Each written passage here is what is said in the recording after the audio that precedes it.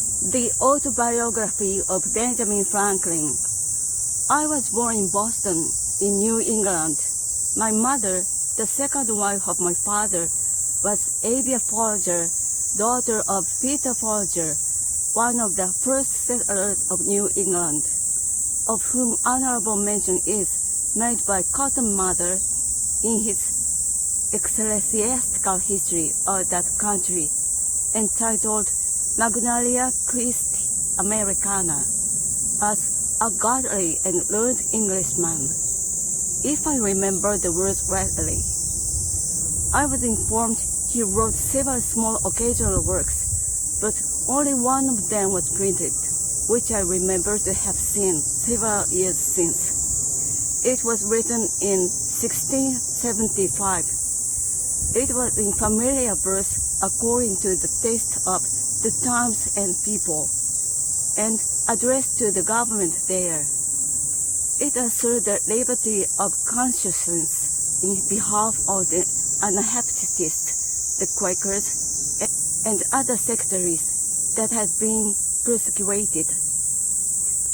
He attributes to this persecution the Indian Wars and other calamities that had befallen the country, regarding them as so many judgments of God, to punish so heinous an offense, and exhorting the repeal of these laws, so contrary to charity. This piece appears to me as written with mild freedom and pleasant simplicity. The 6 lines I remember, but have forgotten the preceding one of the stanza. The purport of them was that his sentences proceeded from goodwill, and therefore he would be known to be the author. Because to be a libeller I hate with my heart, from Sherborne town where now I dwell. My name I do put here, without offense your real friend, it is Peter Folger. My elder brothers were all put apprentices to different trades. I was put to the grammar school at 8 years of age, my father intending to devote me, as the tither of the sons, to the service of the church. My early readiness in learning to read, which must have been very early, as I do not remember when I could not read, in the opinion of all his friends, that I should certainly make a good scholar, encouraged him in this purpose of his. My uncle Benjamin, too, approved of it, and proposed to give me his shorthand volumes of sermons to set up with, if I would learn his shorthand. I continued, however, at the grammar school rather less than a year, though in that time I had risen gradually from the middle of the class of that year to be at the head of the same class, and was removed into the next class, whence I was to be placed in the third at the end of the year. But my father, burdened with a numerous family, was unable, without inconvenience, to support the expense of a college education. Considering, moreover, as he said to one of his friends in my presence, the little encouragement that line of life afforded to those educated for it, he gave up his first intentions, took me from the grammar school, and sent me to a school for writing and arithmetics, kept by a then famous man, Mr. George Brownwell. He was a skillful master and successful in his profession. I had some years before composed a little liturgy or form of prayer for my own private use in 1728, entitled Articles of Relief and Acts of Religion. I returned to the use of this and went no more to the public assemblies. My conduct might be blamable, but I leave it without attempting further to excuse it. My present purpose being to relate facts and not to make apologies for them.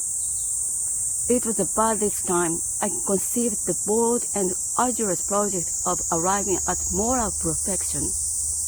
I wish to live without committing any fault at any time, and to conquer all that either natural inclination, custom, or company might lead me into. As I knew or thought I knew what was right and wrong, I didn't see why I mightn't always do the one and avoid the other. But I soon found I had undertaken a task of more difficulty than I had imagined. While my attention was taken up and care employed in guarding against one fault, I was often surprised by another. Habit took the advantage of inattention. Inclination was sometimes too strong for reason.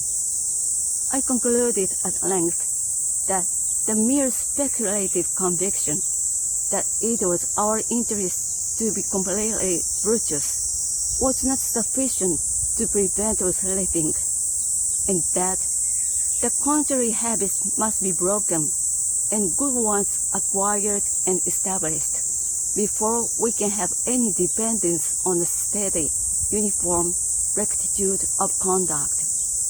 For this purpose, I therefore tried the following method.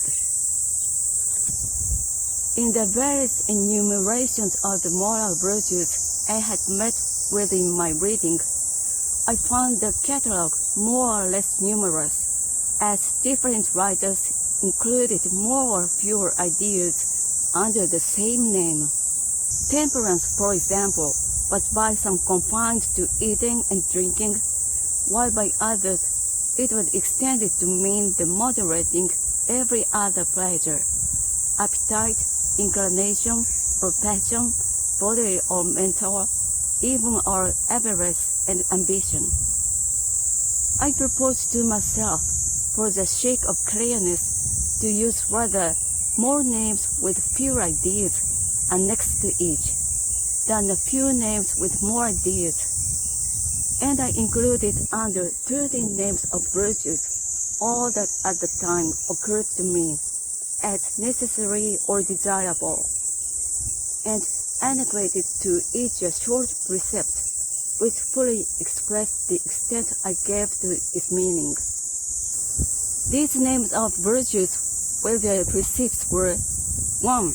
Temperance. Eat not to dullness, drink not to elevation. 2. Silence. Speak not but what may benefit others or yourself. Avoid trifling conversation. 3. Order. Let all your things have their places. Let each part of your business have its time. 4. Resolution. Resolve to perform what you ought to perform, without fail what you resolve. 5. Frugality. Make no expense but to do good to others or yourself. That is, waste nothing. 6. Industry. Lose no time. Be always employed in something useful. Cut off all unnecessary actions. 7. Sincerity. Use no hurtful deceit. Think innocently and justly, and if you speak, speak accordingly. 8. Justice. Wrong none by doing injuries or omitting the benefits that are your duty. 9. Moderation. Avoid extremes. Forbear resenting injuries so much you think you deserve.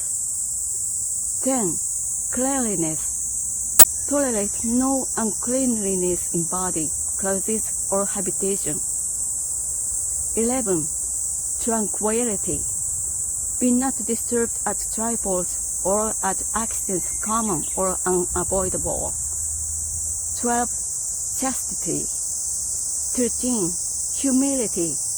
Imitate Jesus and Socrates